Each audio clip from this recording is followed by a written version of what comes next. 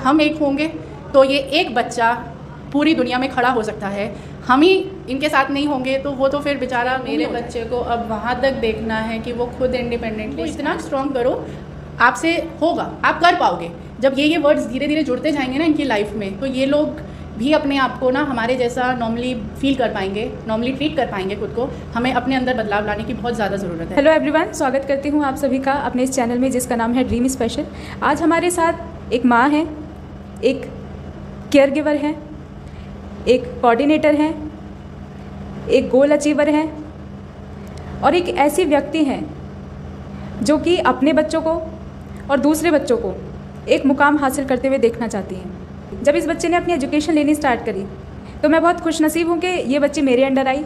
मैंने इस बच्चे को पढ़ाना शुरू किया और तभी मैं इनसे भी मिली। जान लेते हैं इनके बारे में। हेलो मैम, स्वागत है आपका। नमस्कार सबको, नमस्ते एंड हेलो। मेरा नाम मिसेस नताशा शर्मा है। मैं आज सपना मैम के साथ मिलने आई हूँ। मैम के थ्रू ही मुझे मेरे बच्चे की लाइफ के बारे में पता चला एक्चुअल में, और मेरा बच्चा मैम के अंडर है एंड मैं उसको बहुत ज़्यादा ब्लेस्ड मानती हूँ। सबसे बड़ी चीज़, और सभी बच्चों को, खास करके हमारे स्पेशल बच्चों को ऐसी टीचर्स, ऐसे ट्यूटर्स और ऐसे ही गाइडेंस देने वाले बहुत प्योर हार्टेड लोगों की बहुत ज़्यादा ज़रूरत है। तो जैसे कि आपने इनका इंट्रोडक्शन सुना, आज इनकी लाइफ के बारे में, इनके स्ट्रगल के बारे में और इनके बच्चे के साथ क्या प्रॉब्लम रही हैं, कैसे सर्कमस्टांसेस रहे हैं, सारी चीज़ हम लोग वन बाय वन डिस्कस करेंगे। तो चलिए आइए शुरू करते हैं। तो मैम आपसे जानना चाहते हैं कि आपके बच्चे को क्या प्रॉब्लम है? ये HI है ma'am, and I guess HI means hearing impaired है ये। मैम ये आप बता सकती हैं आपको ये पहले ही पता लग गया था या फिर बाद में आपको पता लगा? नहीं मैम, मुझे ये बाद में पता चला था हमें, और पता चलने की एज भी मैं बता सकती हूँ बिकॉज़ 1.5 ईयर्स की थी मेरे बच्चे की उम्र उस टाइम पे। और प्रेगनेंसी के थ्रू मुझे नहीं पता था कि कुछ भी इश्यूज़ मेरे बच्चे के साथ हैं। देन 1.5 ईयर्स पे हमने फर्स्ट टाइम इसका बैरा टेस्ट करवाया था, जो कि 2016 में हुआ था एंड मई मंथ था उस टाइम पे। तो उस टाइम पे हमें पता चला था कि ये एक स्पेशल चैलेंजिंग बेबी है। मैम आपका रिएक्शन क्या था जिस टाइम आपको पता लगा कि अरे मेरा बच्चा तो हेयरिंग इम्पेयर्ड है? तो आपका फर्स्ट रिएक्शन क्या था उस टाइम पे? प्लीज़ हमारे साथ शेयर कीजिए। सबसे पहले आप अपना रिएक्शन बताइए, फिर आपने जब ये डिस्क्लोज़ किया कि आपके फैमिली में कि आपका बच्चा हेयरिंग इम्पेयर्ड है, तो सबके क्या रिएक्शंस थे? वन बाय वन आप बताइए। तो फर्स्टली मैं स्टार्ट करती हूँ मेरे से।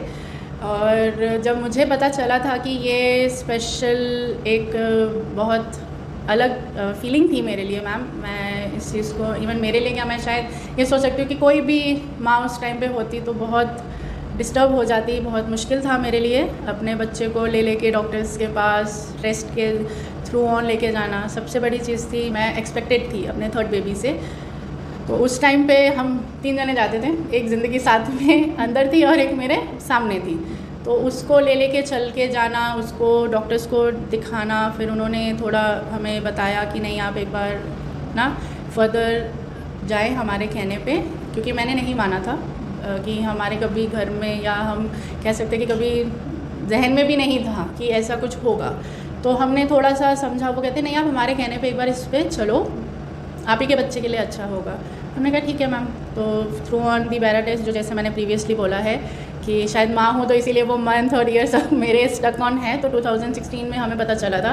तो उन्होंने फिर हमें ये बोला था कि नहीं, ये मतलब नहीं बिल्कुल सुन सकती है, and she was totally profound baby है ये, थोड़ा सा भी परसेंटेज नहीं है इसके साथ में। और उस टाइम पे हाँ जी, मैं रोई नहीं थी, ये मैं बहुत स्ट्रांगली कह सकती हूँ। इसको बहुत स्ट्रांगली लिया कि कोई नहीं, हो गया जो होना है, उसको मैं नहीं चेंज कर सकती।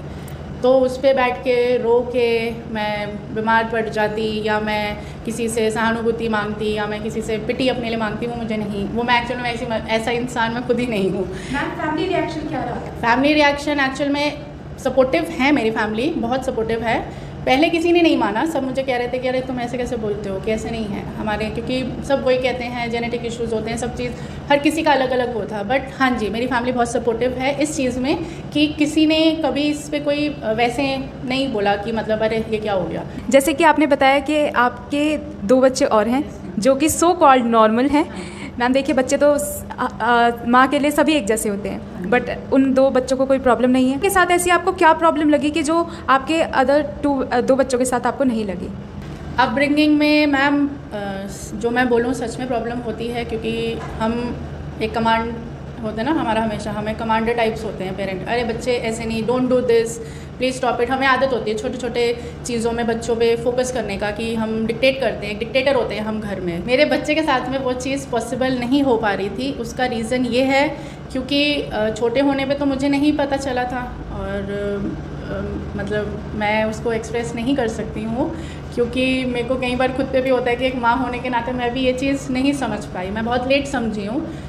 तो उसको आप बुलाओ, आप कुछ भी बोलो तो वो नहीं कैच करती थी, या करता था कह लो, बच्चे किसी के भी कैसे भी हो सकते हैं। उसमें आप ये मान के चलो कि उसको बुलाने के लिए या उसको कुछ करने के लिए हमें भी तब पता चला था जब वो एक टॉडलर के उस पर आई थी, अपने एक इन्फेंट से उस पर आई थी। शी स्टार्टेड टैपिंग, वो सबको ना ऐसे टैप करके बुलाती थी। तो वहाँ से थोड़ा सा मुझे कि ये क्यों टैप करती है, तो फिर मतलब मैंने हमेशा अपने बच्चे को पूछा कि ऐसे नहीं बोलते हैं या ऐसे नहीं बुलाते हैं, आप मम्मा बोलो, पापा बोलो। फिर धीरे धीरे इन चीज़ों का हमें पता चलता गया कि बच्चे को कहीं ना कहीं कुछ किस्म की प्रॉब्लम आ रही है। तो उसके साथ में स्ट्रगलिंग लाइफ है, बहुत ज़्यादा है। मैं शॉर्ट टेम्पर्ड हो जाती हूँ, या कह लूँ कि कभी मेरा बच्चा एक अलग है ना जोन में चला जाता है कि अभी नहीं करना, अभी नहीं पढ़ना, या अभी ये नहीं समझना है। तो बहुत सी किस्म की प्रॉब्लम्स होती हैं। अब आपको मैं नहीं समझा सकती ऐसे, क्योंकि इतना आप मान सकते हो कि आपको रोज़ एक चींटी होती है ना अपना चलती है, तो उसको पता होता है, वो पता नहीं कितनी बार गिरती है लेकिन उसको इतना पता है कि मुझे उस ऊपर तक जाना है, या मुझे वो गोल एक मेरा है, मुझे वो अचीव करना है। तो मैम मैं वो चींटी हूँ। मैं सोचती हूँ कि अब चढ़ती हूँ, शायद मैं रोज़ गिरती हूँ, किसी दिन मैं डायरेक्ट अपने गोल पे पहुँचती हूँ। तो बस मेरी ज़िंदगी यही बन के रह चुकी है। तो मैम आपके साथ ये सब स्ट्रगल रहा जो कि हमने जाना। अब मैम हम जानना चाहते हैं कि एक बच्चे का एक फ़ेज़ शुरू होता है जिसमें कि उसको हम एजुकेशन देना स्टार्ट करते हैं, वो उस फेज़ की हम स्टार्टिंग जानना चाहेंगे। क्या आपको प्रॉब्लम आई स्कूल हंटिंग में, क्या प्रॉब्लम आई साइन लैंग्वेज से, जब आपको पता लगा कि साइन लैंग्वेज भी एक लैंग्वेज होती है जिससे मैं अपने बच्चे से कोऑर्डिनेट कर सकती हूँ, तो आपने किस तरीके से वो साइन लैंग्वेज सीखी, ये हमें थोड़ा सा बताइए। एक्चुअली मैम हाँ जी, स्कूल हंटिंग बहुत मुश्किल हो रही थी हमारे लिए, बीइंग अ पेरेंट बच्चे के साथ में। उसका रीज़न ये था, मेरा बच्चा जो है वो प्लेवे में नहीं गया। मेरा बच्चा कभी भी किसी इंडिपेंडेंटली मतलब अलग अपने क्रच में कहीं नहीं मैंने डाला था, क्योंकि हमेशा यही सोचा जा रहा था कि कैसे इस बच्चे को मैं कैसे आगे लेके जाऊँ। और जैसे मैंने बोला था, थोड़ा मेरा जो कंसीविंग वाला जो मेरा था, मेरी डिलीवरी के वजह से 1 साल पूरा जिसके पास मेरा बच्चा घुमा है। 1 ईयर के बाद मैंने स्कूल हंटिंग स्टार्ट करी, और उस टाइम भी फर्स्ट चीज़ माइंड में थी कि मुझे इस बच्चे को ऐसे स्कूल में बोल लो आप, या आप किसी भी तरीके से उसको ले लो, चाहे आप इंस्टीट्यूट बोल लो, चाहे आप ये बोलो, मेनली स्कूल जो होता है, बिकॉज छोटी उम्र से होता है तो फर्स्ट बच्चे का स्कूल होता है। तो वो ऐसा स्कूल चाहिए था जो बच्चों को स्पेशल बच्चों को आगे तक लेके जाए। मैं इन बच्चों को स्पेशल वर्ड मैंने मेरे जो बच्चा जिस स्कूल में करेंटली पढ़ रहा है उसी स्कूल में सीखा था। उसी स्कूल में मुझे पता चला था कि इन बच्चों को स्पेशल बच्चे बोले जाते हैं, special child, God gifted child, या कुछ भी बोल सकते हैं आप। वो मुझे वहीं आके पता चला। तो उस टाइम मुझे ये रियलाइज़ हुआ कि नहीं, इनकी एक दुनिया है जहाँ हम इन्हें भेज सकते हैं। बट हाँ जी, माँ होने के नाते बहुत सी चीज़ें दिमाग में थी। मेरा बच्चा साइन लैंग्वेज तो मैम मैं अवेयर थी कि अगर ऐसा बच्चा है तो मतलब इन बच्चों की साइन लैंग्वेज ही होती है। अब उसका रीज़न ये कह लो कि हम लोग थोड़े पढ़े लिखे हैं तो इसलिए शायद हम जानते हैं। और सबसे बड़ी चीज़ है, मैं थोड़ा जब मुझे पता चला कि मेरे बच्चे को प्रॉब्लम है, आई स्टार्टेड रिसर्चिंग। मैंने बहुत हद तक कई चीज़ों पे रिसर्च करना शुरू कर दिया था। मैं ये ज़रूर बोल सकती हूँ एक चीज़ को, मुझे साइन लैंग्वेज नहीं पता थी, बट मुझे इतना पता था कि मेरा बच्चा वैसे लिख सकता है। तो आई जस्ट स्टार्टेड, मेरे को था कि मैंने उसको ABCD ऐसे बना के अल्फ़ाबेट्स दे दिए थे, जिसको वो सिर्फ फॉर्मेशन करना उसने स्टार्ट कर दिया था। बट मुझे उसका साइन नहीं पता था, मुझे कुछ नहीं पता था। एंड तब तक तो मैंने भी नहीं कोशिश की थी कि मैं साइन लैंग्वेज को देखूँ भी, क्योंकि मैं, ठीक है आप लोगों को शायद होगा कि इनकी भाषा यही है। तो मैम जब एक बच्चा किसी फैमिली में जन्म लेता है तो उसके माँ बापों की ऑटोमेटिकली उसके साथ कुछ उम्मीदें जुड़ जाती हैं। तो मैं ये जानना चाहती हूँ कि आपको आपके बच्चे को लेकर फ्यूचर प्लान्स क्या हैं? फ्यूचर प्लान्स की बात, जैसे हाँ जी, मैं आपकी बात फिर से दोहराना चाहूँगी कि हर माँ बाप की उम्मीद जुड़ती है। वो थ्रू ऑन जब बच्चा छोटा सा होता है ना तभी से ही हो जाता है। कभी डिस्कशन बेटा है, बेटा होगा तो ऐसे, बेटी होगी तो वैसे, बहुत से सपने होते हैं। लेकिन हाँ जी, ज़रूर होता है। एक माँ बाप के होने के साथ साथ हम कहीं ना कहीं इंडिपेंडेंटली एक औरत और एक आदमी के हिसाब से भी सोचते हैं कि ठीक है, बच्चे हैं, बच्चों को आगे लेके जाना है।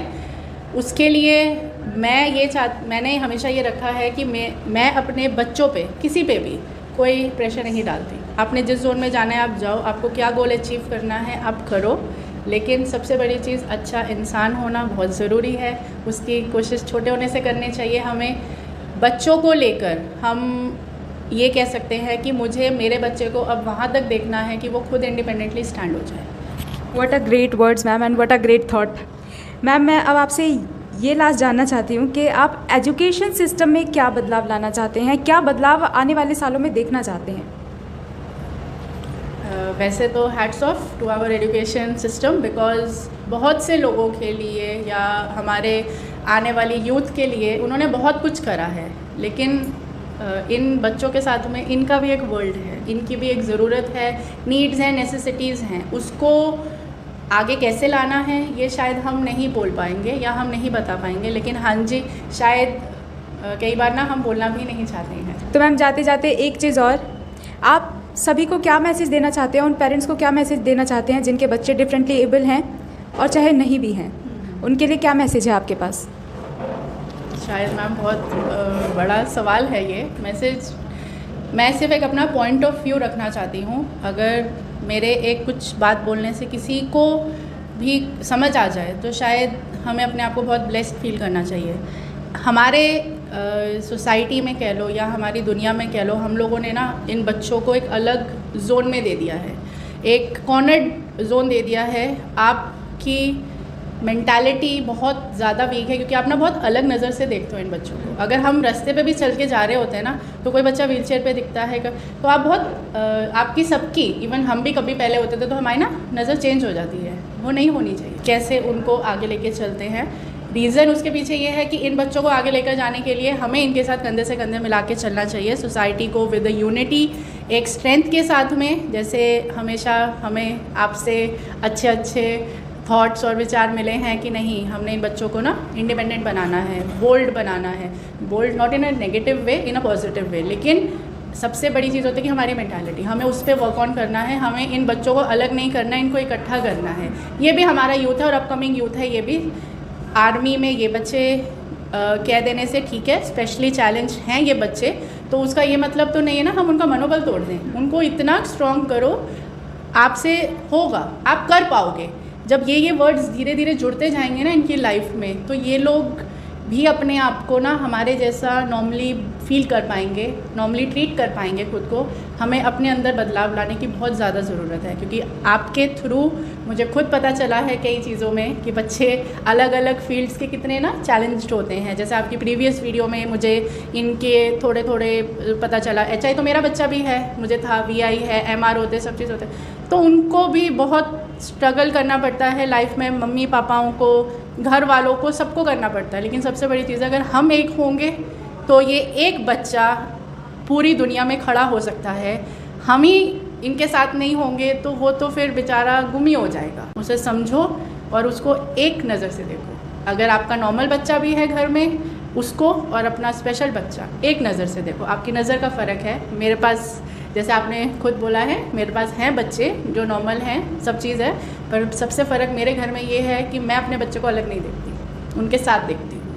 आज जो हमने ये इंटरव्यू लिया दोस्तों, ये एक माँ की आवाज़ नहीं थी, ये एक माँ की भावना नहीं थी, ये उन लाखों करोड़ों माँओं की आवाज़ और भावना थी जिनके घर में एक डिफरेंटली एबल बच्चा है।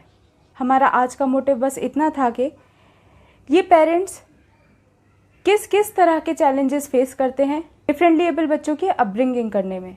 ड्रीम स्पेशल सल्यूट करता है ऐसी मदर्स को, ऐसे पेरेंट्स को जो अपनी बात रखने के लिए आगे आती हैं, जो इनके लिए कुछ करना चाहती हैं, जो अपने बच्चों को वहाँ देखना चाहती हैं जहाँ पर हर एक माँ बाप सपना सजाता है अपने बच्चों को देखने का। वो मुकाम हासिल करते हुए देखना चाहती हैं जिस मुकाम पर वो अपने दम से, अपने आप से खड़े हो पाएँ, इंडिपेंडेंट बन पाए, और साथ ही साथ हमें स्पेशल एजुकेशन फील्ड के बारे में इंसाइट्स देती हैं, जिससे कि कम्युनिटी अवेयर होगी और हम इनके लिए डेडिकेटेड रिफॉर्म्स कर पाएंगे। As being a special educator, ये हमें समझना बहुत ज़रूरी है कि ये चाहते क्या हैं, इनकी सच में नीड क्या है। बट हम ये जानने में चूक कर देते हैं कि नीड एक्चुअली होती क्या है, इन पेरेंट्स की नीड क्या है, इन बच्चों की नीड क्या है। ये नीड समझने के लिए आपको सबसे पहले इनकी भावनाओं को समझना पड़ेगा, आपको सबसे पहले इन बच्चों को समझना पड़ेगा, तभी आप इन बच्चों के लिए, इस कम्युनिटी के लिए कुछ कर पाएंगे। उम्मीद करती हूँ आपको ये हमारी वीडियो अच्छी लगी होगी। अच्छी लगी है तो ऐसे माँ बापों के साथ ज़रूर शेयर कीजिए जिनके घर में एक डिफरेंटली एबल बच्चा है। जिस मेन स्ट्रीम की बात हम पिछले कई वर्षों से करते आ रहे हैं, अब उसको इम्प्लीमेंट करने की बारी है। ऐसे ही प्रोमिनेंट पर्सनालिटीज़ का हम अपने ड्रीम स्पेशल चैनल पर इंटरव्यू लाते रहेंगे, ताकि आपको एक डीप इंसाइट मिल सके about special education field, about special kids. उन सभी इंटरव्यूज़ को देखने के लिए आप हमारे चैनल को सब्सक्राइब कर सकते हैं। वीडियो पसंद आई है तो लाइक कीजिए, and yes remember, dream it, achieve it.